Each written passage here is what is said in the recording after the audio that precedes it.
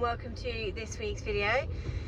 It's the last eventing video of 2025, which is a little bit sad, but also I just want to start by saying how incredibly grateful I am to have been able to do as many events as I've been able to do this year, and that I've been able to document them all, which I think is the first season I've documented every single event that we've done, which I feel really good about, because it means I've got something to go back and look on, or go and look back on, in the better way of saying it, to be able to prove to myself that we can do it. We can do it in less than ideal conditions in terms of, you know, physical state, mental state, and yeah, I'm actually really pleased with how this season has gone up to this point, and we'll continue to go on tomorrow, because it's tomorrow that we're out.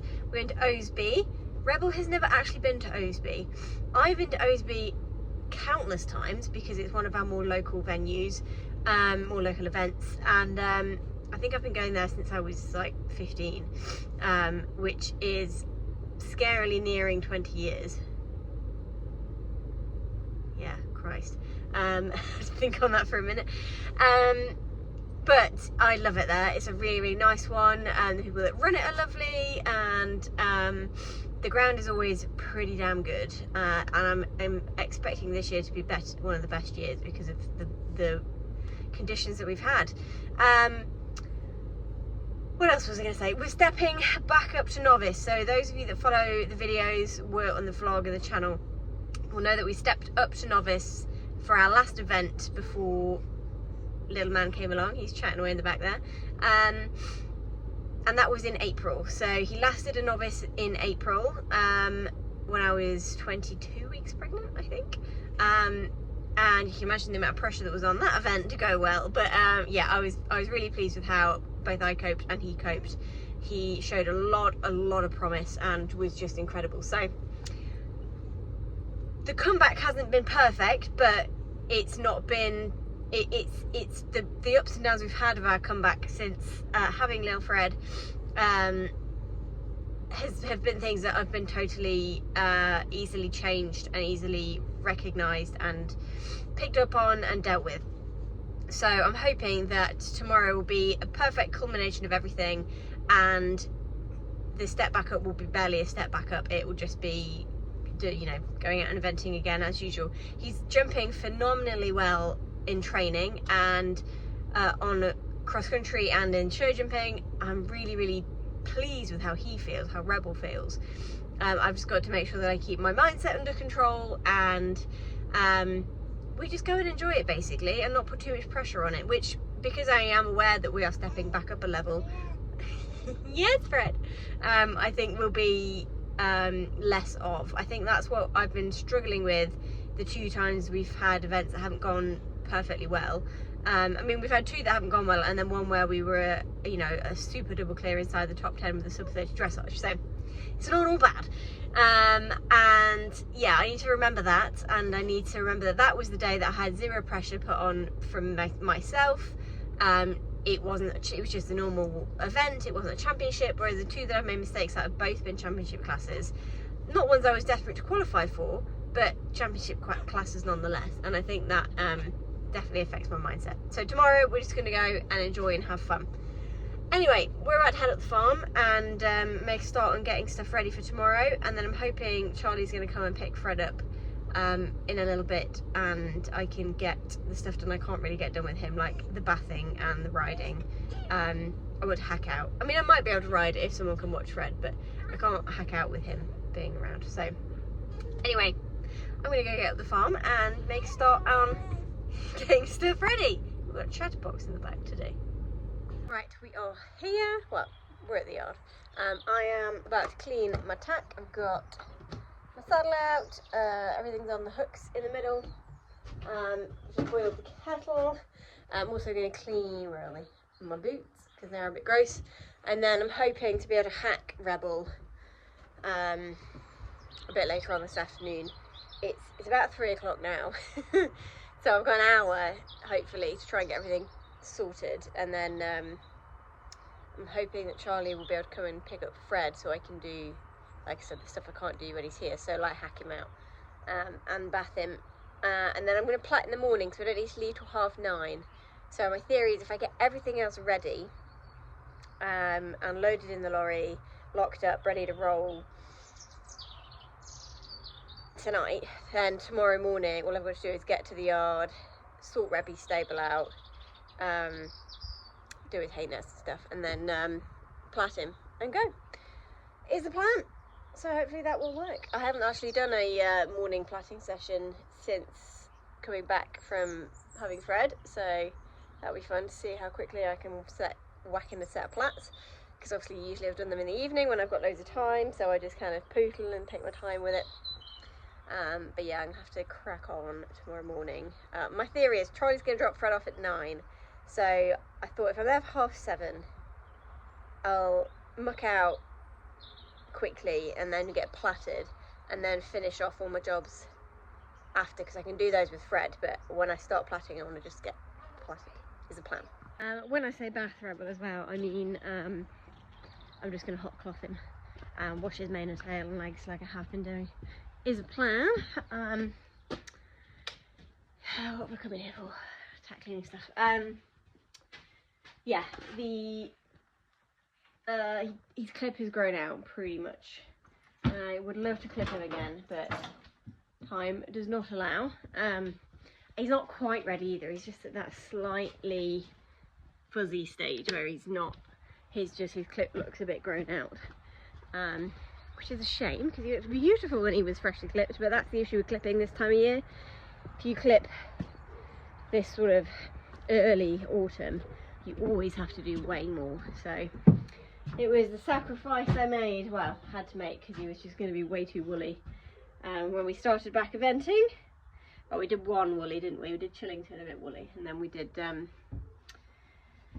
we clipped for Kelsall. Anyway, I'm trying to open this bloody bag one-handed, it's not happening.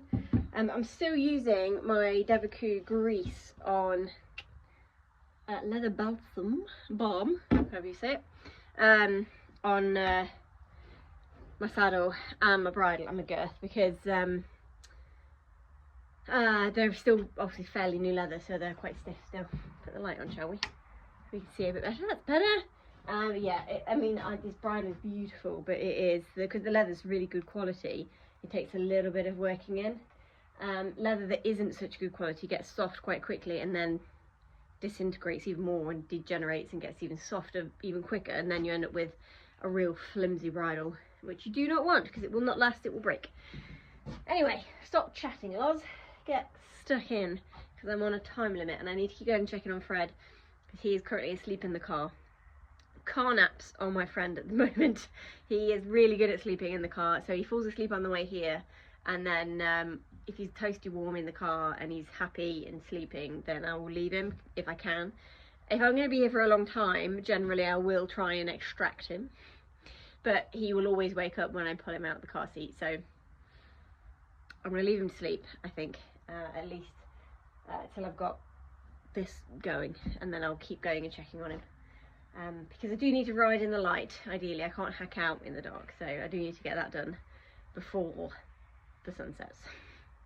I filled up all the waters in the lorry, all of my stuff is in, my boots, my hat, jacket, body protector, my air jacket is down there somewhere.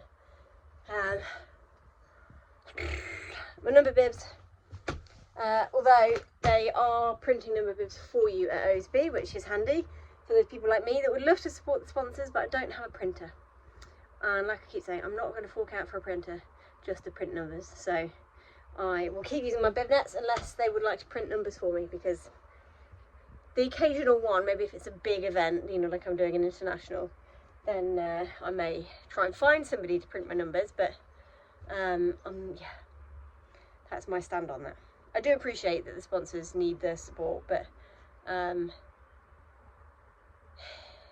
they do get support.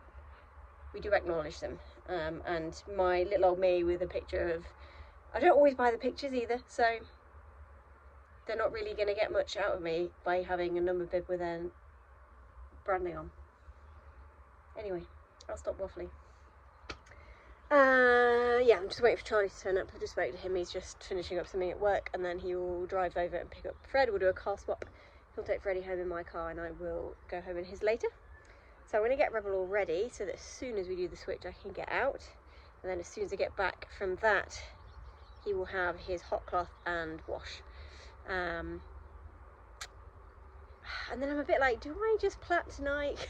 I know I said I wasn't gonna, but I've done everything else and I do need to wait for him to dry to be able to rug him up. Maybe I'll just plait down.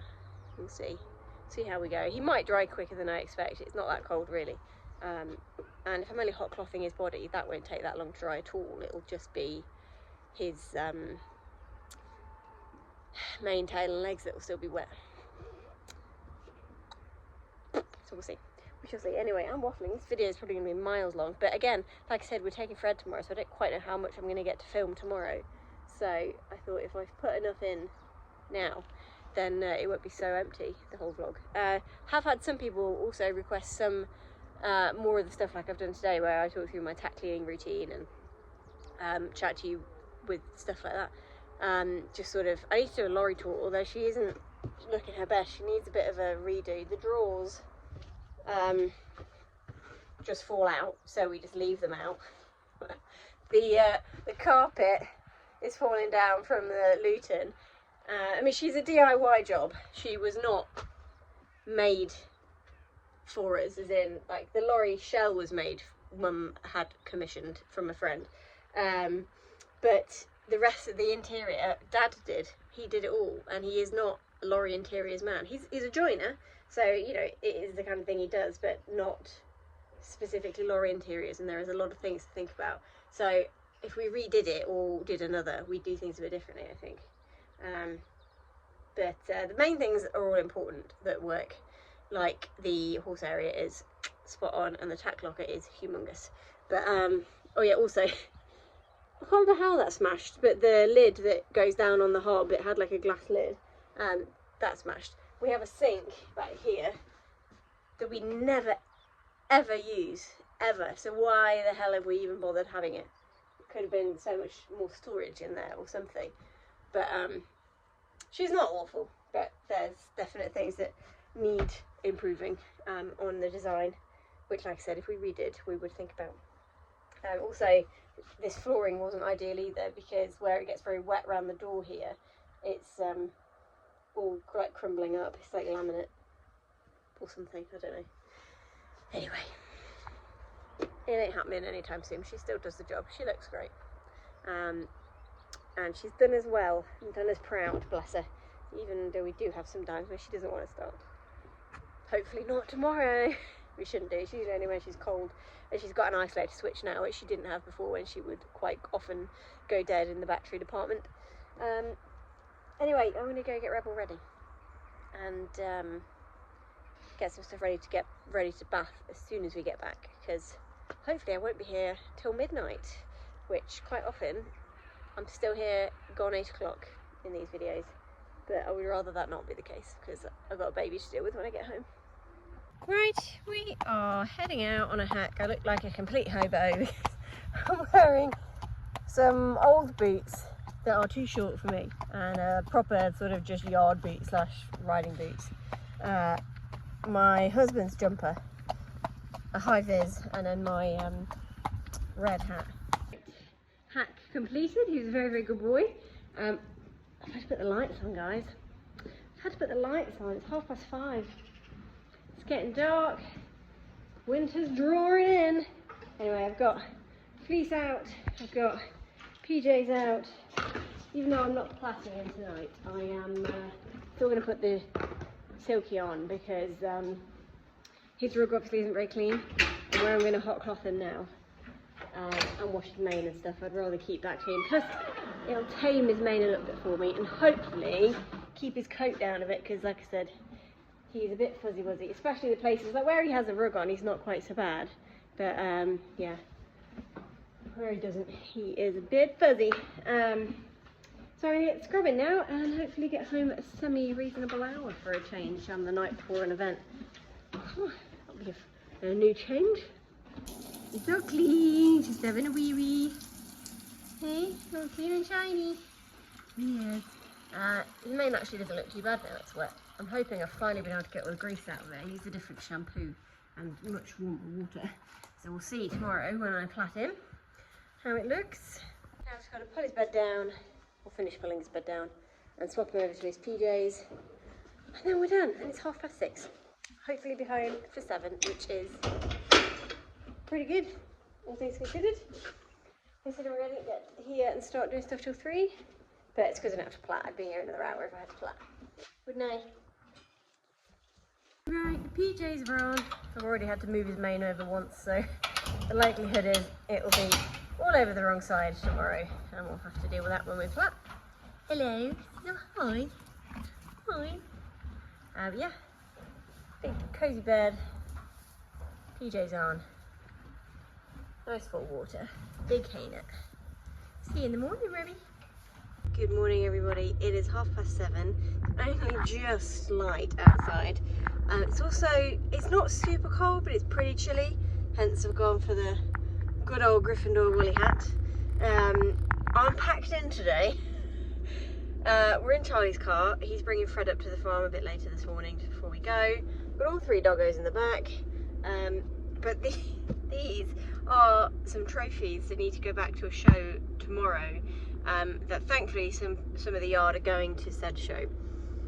So they're going to take this back for me tomorrow, but they're leaving very early in the morning tomorrow, so I need to bring them today so that I can leave them with them so they get there tomorrow, if that makes any sense at all.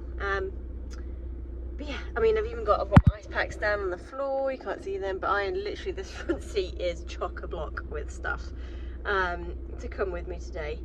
But yeah, it's not raining, which is great. It's not too cold, which is great. It's not foggy, because usually, I've been to Osby sometimes, I'm walking the course in the morning, you cannot see, excuse me car, you cannot see the fences sometimes, but thankfully we're not there quite that early today, which is really good. There have been days where I've been at Osby at like 6 in the morning to be able to be ready on time. So anywho, let's crack on up the farm. Charlie's not got much fuel in his car, but I'm not filling it up. I haven't got time, so he's gonna have to fill it up on his way home. But that's fine. He can do that. I've got 15 miles left, and it's 5 miles to the farm. Well, just over. So I'm hoping that he will have just enough to get to a fuel station to fill up after he comes and picks the car up. Anyway, let's head on up the yard and assess the damage on Rebs, and yeah, just get cracked on with mucking out, plaiting. And what I'll do when I first get there though is I will get the ramp down and get the lorry ready to roll, get all of this in, because it stops, because on a Saturday all the liveries do their own horses. We're 5-day full livery at the yard, and at the weekends they do their own. So obviously they all arrive at some point in the morning to do their horses, so with us leaving at sort of prime arrival time at 9:30, I do need to make sure that the ramp is down and it's obvious that we're taking the big lorry out, because otherwise people will park right in the way. Anyway, I'm going to get cracking and we'll see you when we get there. Should say as well, Fred's so much better at sleeping now. Not that he's ever been awful at sleeping, but he's sleeping a lot longer stretches more regularly now. But he's not wanting to go to sleep. He's fighting it in the evenings, so he didn't go to bed until almost 11 last night, and it's just that sort of extra hour that I get when he goes to bed at 10 or 9:30 makes so much difference. And then obviously he's still getting up pretty early, like he was up at 10 to 5 this morning. Thankfully my wonderful husband dealt with him this morning, although I wake up anyway because I'm used to being the one that wakes up at that time. So I was awake at 5 and then didn't really get back to sleep, and my alarm went off at 6:30. So I've really only had 6 hours sleep, which to be fair is pretty good when you've got a 3-month-old. But it's when you've got a lot to do today, it's not ideal. Definitely feel a bit tired. But I made sure I got up early enough to make sure I could have some breakfast and a cup of tea. So I feel a bit rejuvenated because of that, but yes. Yeah, eventing with a young baby is a whole new sport. Right, we are heading down the drive. The doggies know it, they're all ready to go. I thought I should just say as well, I am aware I have a very, very good baby, and I'm very, very grateful for that, and I just can't believe how lucky we've got with how good he is 90% of the time. So yes, I'm aware that there are probably people doing what I'm doing with a way harder time because their babies are waking up all the time and or fussy or struggling with things, and I'm very, very grateful for how good he is because it allows me to do all these things. Talking about being grateful as well, I think that really focusing on the things you're grateful for and showing gratitude for all the little things in life is super important, because I think it draws more of it to you, and coming to, you know, looking at life from a place of gratitude basically has changed my life. I only really started focusing on that and being really positive. I mean, I'm still not a massively positive person outwardly. I've always struggled with being fairly negative, especially with my self-talk and things in my own head. But I really made effort to not be like that. I've been learning about it for a long time, but only really been able to put it into practice over the last few years. And the sports psychology that I have definitely helps with it. But it's in the car. It's not got much fuel. I don't want to waste it. Yeah, it's totally changed everything in life, and the more grateful you are for the things that you have in your life, and every positive thing that happens, like I'm trying to think of something good that happened today so far already. I can't remember. Like my husband being fantastic. Be grateful for that. Every green light I hit on the way to work, I'm so grateful for that. Just, I mean, it might seem silly, but thinking about all these things that happen in life, the smallest little positive, being super grateful for that, and being really feeling that gratitude, it brings more of it to you. I promise it does. I know I sound a bit crazy, but it genuinely works. And I'm not the kind of person that would normally be like that or think like that or follow those kinds of practices, but honestly, just by being grateful, you have such an effect on your own life. Anyway, that's too deep for a Saturday morning. I'm gonna let these doggies out because they are desperado. Look at you all. And get all this in the lorry, and then I can't decide whether to muck out or plait first. I should plait first, but I hate plaiting in a dirty stable, so maybe I'll muck out first. We'll see. We'll see how I feel. See what time is allowing me to do. Right, I've just put his hay nets in the lorry. I'm just gonna get a pram, which lives here, and not forgetting the rocket that lives on the other pram. I'm gonna take. I don't normally take the pram, but I think he might settle a bit better in it. You know, because we're out all day. I don't want him to be constantly in the carrier. I need two hands. Right, pram is in. Hay for later is in. Hay for travelling is there. I'm not sure whether he'll need that one to travel with, so I've not tied it up yet because he might have some of his breakfast left to travel with, and then I'll put that one in when we get there. But yeah, fully loaded, ready to roll. Now I'm going to go and assess the damage on Ribby. There he is, nice and shiny. He has actually kept his mane all over onto one side, which is great because that will help me with plaiting. Yeah, I think it looks good. Nice and shiny. But yeah, hi. I haven't looked at the other side yet. Obviously he will get a brush because he's got some like bed marks and stuff that need brushing down. But I think I'm going to plait first and then deal with this afterwards, because I don't want to be late with the plaiting, and if I have to leave some of this till later, we do. Okay, get your curtains. Right, let's go and get your stuff. Right, plait are done. It's got such a thick mane. Those ones in the middle are ginormous. I mean, it makes him look like he's got a lovely crest, which he does, to be fair. But yeah, his mane gets so thick in the middle. The top and the bottom are just nice, and then the middle is just like Thelwell mane, isn't it? Fuzzy boy, you do look fuzzy though.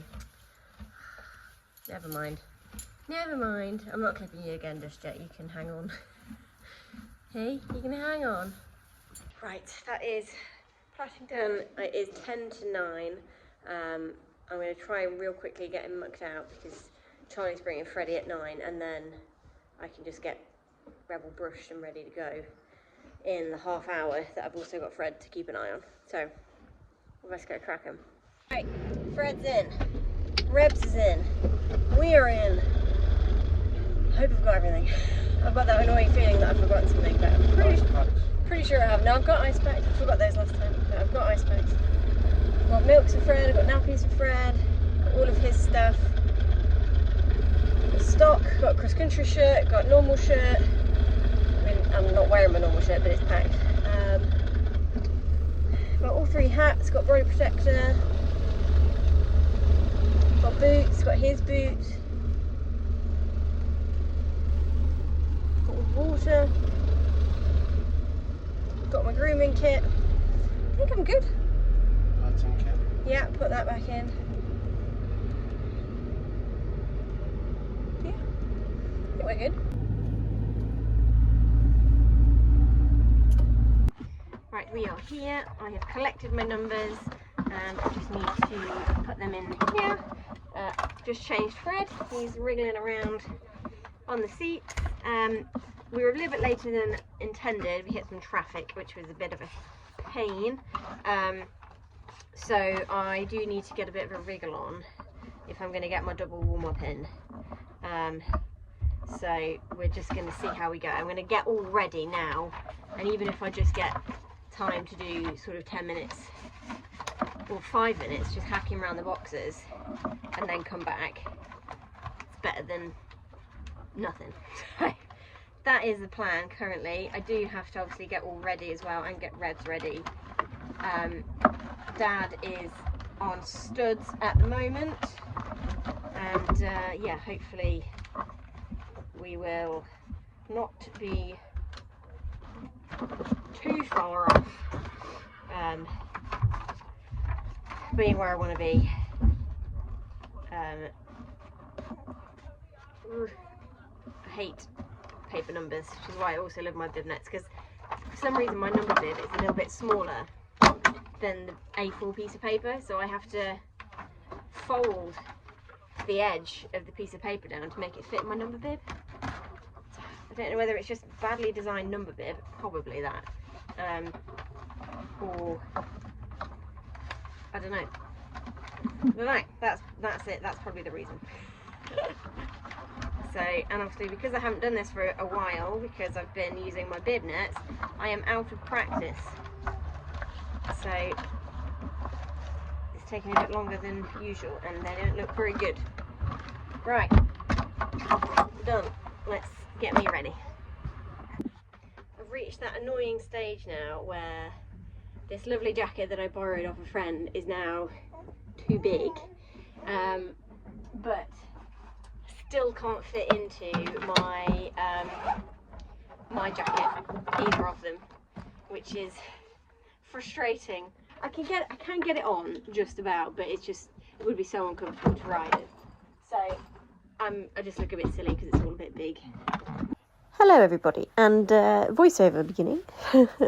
I actually want to preempt this by saying that I did put all of the schools on this video when I uploaded it the first time, and as some of you will be aware, this is not the original vlog that I put out. I made a massive mistake and accidentally deleted the whole of that video, which was such a shame because I'd spent so much time on it and you guys had commented such lovely things.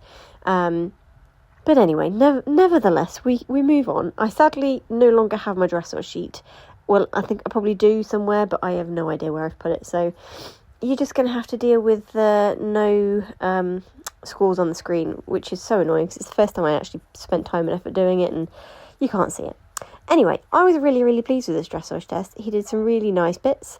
The Legios got scored really well, if I remember rightly. The medium trot that you just saw was not our best, but he does not like tests where he has to do a halt centre line like he did in this one, and he actually coped really well with it. And then the medium could have been better if I had more time to prepare, but you literally go down the centre line, turn and go straight across into a medium. But we know it's there.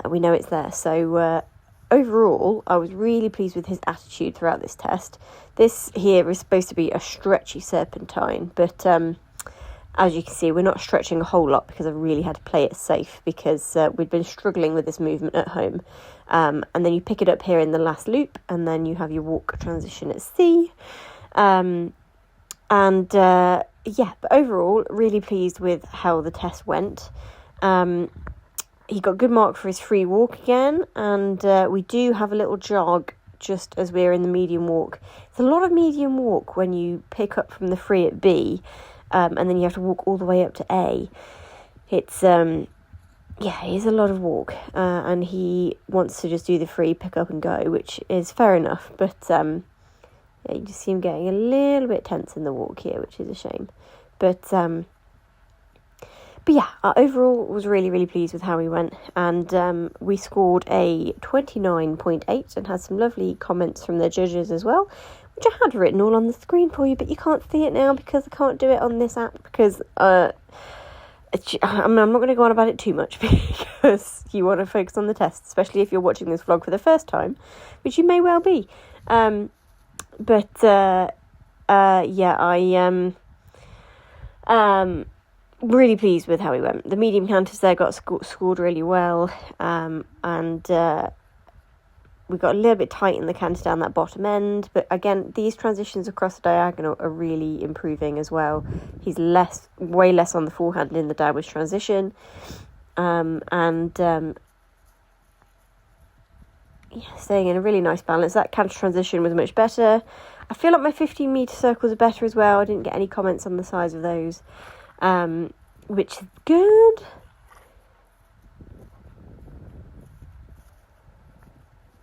Medium canter again down here, yeah, showing a good difference, came back really nicely. Yeah, I was really pleased, and I think we actually got an 8 for our centre line again this time, which is great. I tell you, centre lines are one of his best things that he does.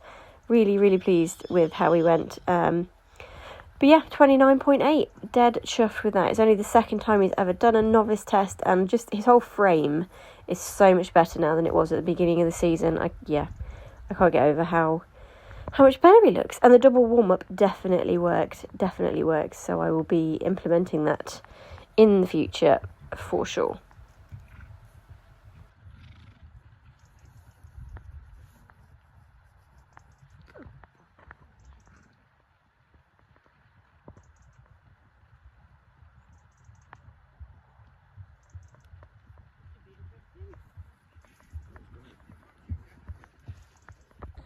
Right, we are on to course walking. The box is down there. Fence 1 is that one right in front of us, with the eventful life on the back, and then 2 is this big table. Not the green table, the one next to it. Thank God not this big table, because that is ginormous. But fairly meaty start, I have to say. So I need to make sure that we come out of the box with purpose, but not too much speed is the plan. And then it looks like we're heading down there for 3. We've got Fred with us, and yeah, we're just gonna have a little trundle around. I might not show you every fence, but because I need to focus today on where I'm going. But yes, I will show you bits and bobs of the course. Fence 4, set of tubes. 3 was a little trellis on quite a cute angle, so I need to make sure I ride that right. So this is just off a nice long run down, simple oxer of tubes. And then it looks like we've got a little pheasant feeder and then a bank combination. So 5 is indeed a pheasant feeder, and then we come round and up the bank to 6A, and then we go down and have a rail, I think. Yeah, there's B. See it round the corner. Okay, so this is what should be the water, but we've had no rain, so the water is now just a sunken road. This is quite a big log though, so I need to make sure I ride that properly, and then we've got a straight line onto Little Skinny. The distances I've walked so far are all quite long, which normally I'll be like, that suits him, that's great, but I'm trying not to let him expand too much in the distances, so I might just kind of go for being a little bit quieter, maybe adding a stride, potentially. Here's where my open corner practice at home will pay off. Big open corner. 2 boxes, 10A and B, on a slightly curving line by the looks of it. Or I angle them, but I'm going to go line. Not really showing you how beefy these are. I mean, that's a fairly decent box. Okay, this is pretty meaty. We've got a big box, and then we've got a big arrowhead on the downhill. Okay, that is pretty tricky. Need to ride that sensibly. Land quiet, foot all down the bank. Nice little close one to the Skinny. Not send it over that one and then run right past this one. Really need to make sure I ride that properly.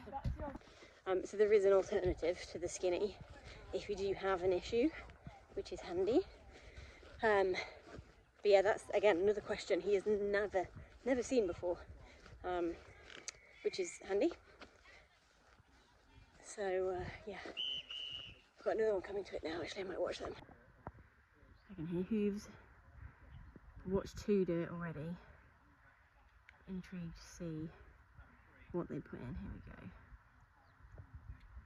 we go. 1, 2, 3. Whoa! Okay, so they did it on the correct walk to distance. I am not doing that. We are adding a stride. Because, like I said, this is only his second novice, and the first one was in April. So in effect, it's back to his first novice again, more or less. So yeah, it's all about confidence today. I'm not even going to wear my watch. We're just going to go and have a nice time, basically, and just let him have a nice time, and just ride it so that he can, and not rush anything or, you know, scare him. I need to ride sensibly, calmly, but committed. That's the thing. It's not riding too calmly and quietly that you can't be committed. Got to have the commitment, but also got to be relaxed and easy breezy about it, so that he can also be the same. So it looks like next is just a nice rail on a bit of a bridge, and hopefully a nice little let-up type fence after the big brush, and then I think we have another combination coming up. I'm hoping Dad and Fred are okay. I left him at the top so that he didn't have to come down this steep slope. Now, like I said, we've got another combination. 2 little houses on an angle, I think, by the looks of it.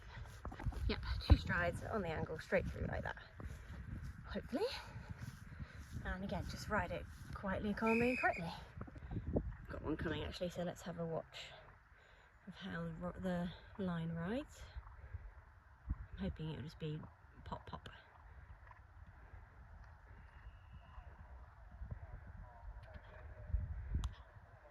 1, 2. Oh, she added a third, so that's fine. It is a very long 2 strides, so you've got to commit, like I said. Calm, but committed. If you're going for the distances, you've got to go for the distances. And I know I said earlier I might, maybe not, but I think sometimes that will almost worry him more, because it'll be me changing my riding too much on the day. So I think just land and ride the stride, because he's got a long enough stride. If he's feeling confident anyway, I'm not going to run him out of his rhythm. But I do need to make sure that he has the power to get over the second part, especially some of the bigger combinations. 2 people that I saw do the big blue box combination both did it on 5 and I'd walked it on 6. So I think when they're travelling, so you forget that their stride length is so much. So yeah, definitely need to keep aware of that and just gauge how he's feeling. Just be supportive in my riding. Nice little diddy one at 14. Yep, nice little log that is on an uphill slope, so I do need to make sure that You come up there with enough power, and then you continue your climb up here through the trees. Look at the colours, this autumn is stunning. Totally unrelated fact for you, it's actually because of the high sugar content in their leaves, in the plants, because they had such a good summer that it's left a lot of sugar in the trees, and they're displaying that in their beautiful leaves called the autumn show. Absolutely stunning this year, just the yellows, oranges, beautiful. Now I got it skinny in the woods. There's an A, so there was a B coming up.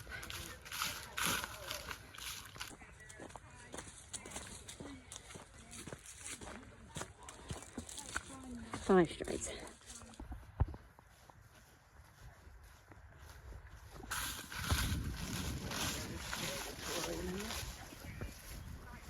What's the fence? Had a spot of lunch while we watch some show jump. I brought the course as well. It's nice, it's all quite forward, and the ones that have ridden it really well have ridden it not really forward, but just travelled nicely all the way around. That's what I've got to try and do with Rebby, I think. So we head on to show jumping, and he was a very, very good boy. He was a little bit springier than he was out last time. And I think, again, it's just the ground. When he's a bit on grass, he's definitely bouncier than he is on a surface. Actually, it wasn't last time, it was the time before last that he was really, really good. And then last time he was a bit on it again. And again today, he was just very keen. But we like that. And I'm getting better at riding him forwards and keeping the connection.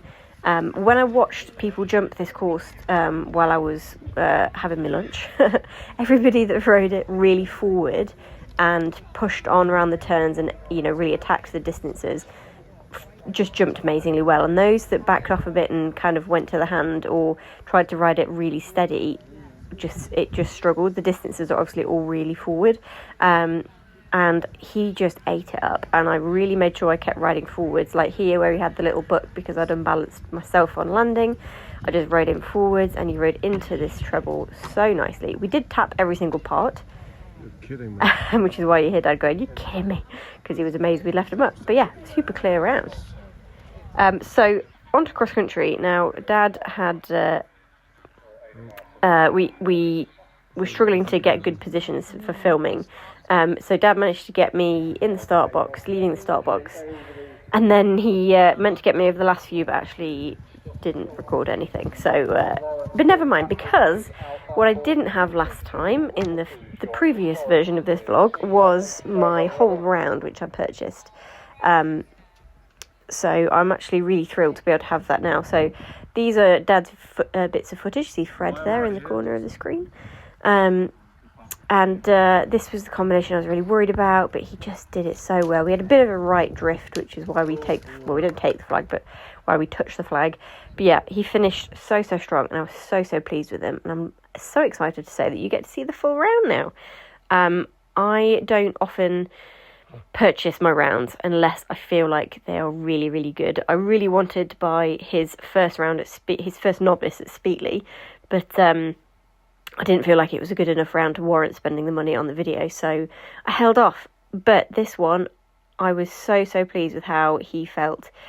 This fence 3 here, he's never seen anything like this in competition. You've got to jump this trellis on a real angle, and he's coming in, didn't have a clue he was doing it, but as soon as I put him on it and said, "Here you go, buddy, this is the fence," he was like, "Oh, okay, yeah, bro, got it."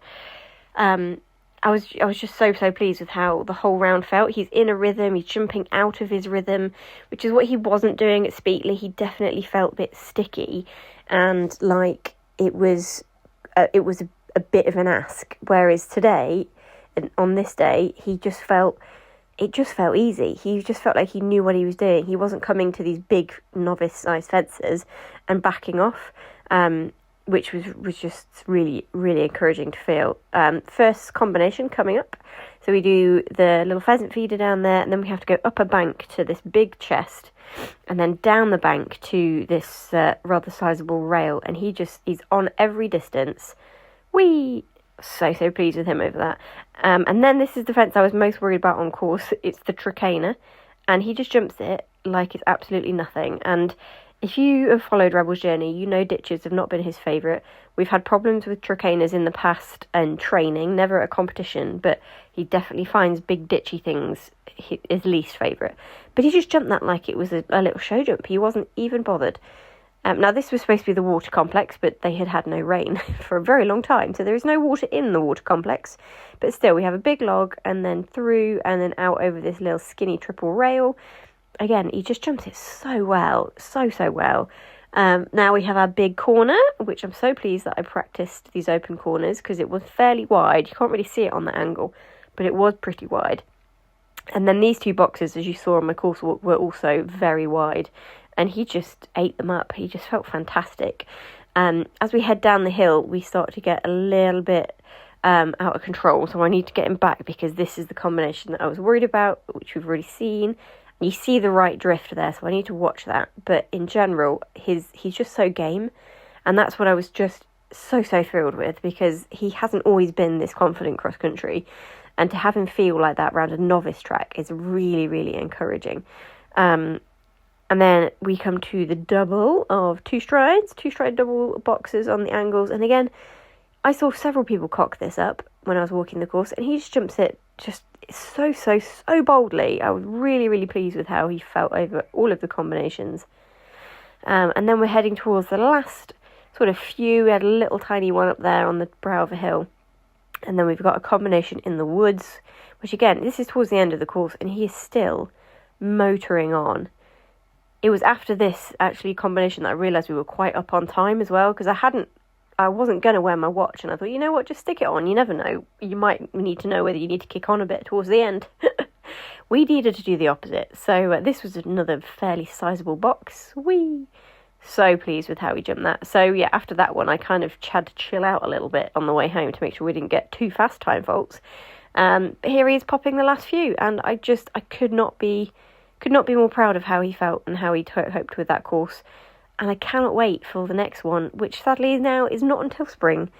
But anyway, I hope you've enjoyed this addition to the original vlog. And yeah, what a fantastic day we had.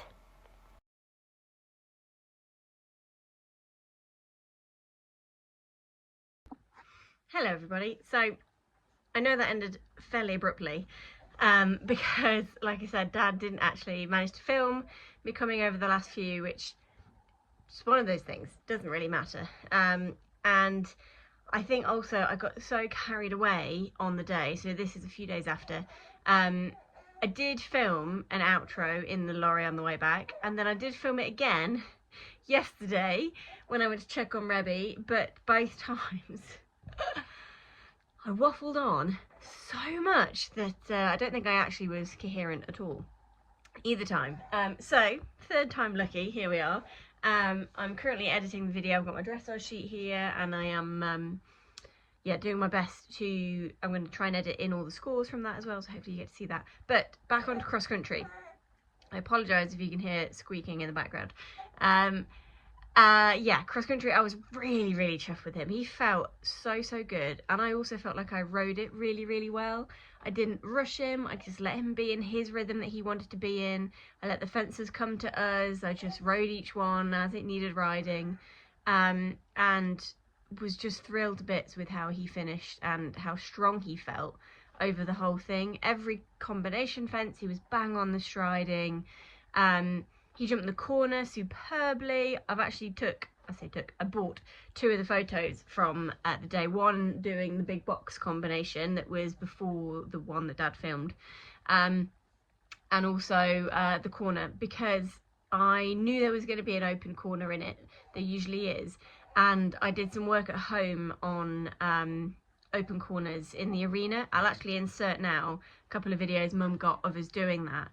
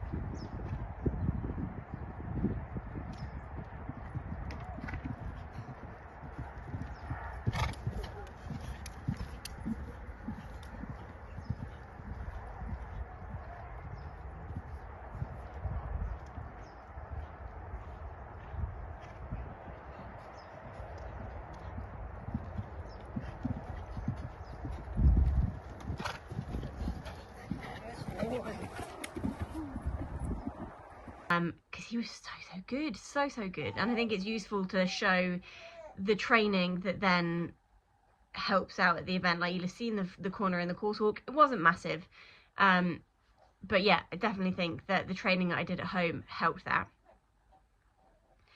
And then I'll put the picture in as now of the actual corner itself, because yeah, he makes it look tiny, but it was definitely yeah, it was meaty. The whole course was decent. It wasn't super tough, but that's what I needed. I needed him to finish really confidently. There was enough in it, and obviously it was up to height. So it was the perfect end to the season for him. So I'm really thrilled to say that we finished on a 29.8 double clear, no time faults. We finished on our dressage, and we were actually almost too fast. I did have to steady up, because I know I said I wasn't going to wear my watch, but I did, just in case this happened, because I didn't think we'd be too fast. I thought it would more be the opposite. I thought if I needed to kick on over the last few, they're all fairly straightforward, so I could do that. Actually, we had the opposite issue. I had to slow down, which is, again, really exciting, because he's already travelling at intermediate speed. I was always thinking he was travelling at novice speed as his normal natural rhythm, but he didn't feel fast at all. He just felt in his rhythm, which is really, really great. And I'm already so excited about next season. So yeah, we finished on our dressage score of 29.8, which actually put us in 7th place. So we've managed to finish our last event of the season well inside the top 10. Both of his novices that he has done now, he's been in the top 10. And I'm so thrilled for him. So thrilled. He now has a point, so that's grassroots is done for him now. We cannot step back down to grassroots unless we do open level, open sections, but I don't think he needs to. I'm so pleased. I keep saying it. And the whole day, he was just an absolute legend. I only managed to do I think I did about 5 minutes of trotting around the warm-up, the lorry park as my first warm-up before the dressage, but it definitely helped. And then show jumping, I was really pleased again with how I rode. The elephant in the room, I mean, you guys probably haven't even noticed, I need to lose some weight.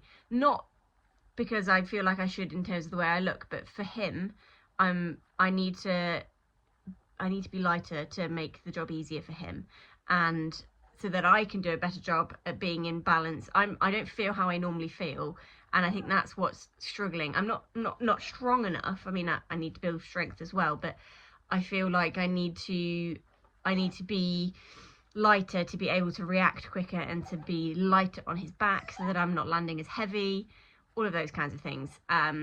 So that is my priority from now. Not priority, but it is more of a priority moving forwards in the winter, ready for next season, because I need to hit the ground running next season.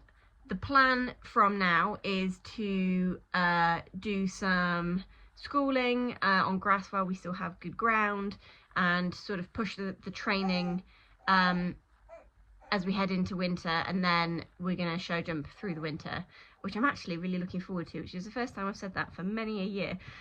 And yeah, hopefully we have really good winter training, and he won't have a holiday, not a proper one. He might have a few easier weeks, especially over Christmas, but because obviously he had such a lot of easy time through the summer while I was growing the little thing squeaking behind me, that yeah, he doesn't need to have his usual sort of holiday that he would normally have.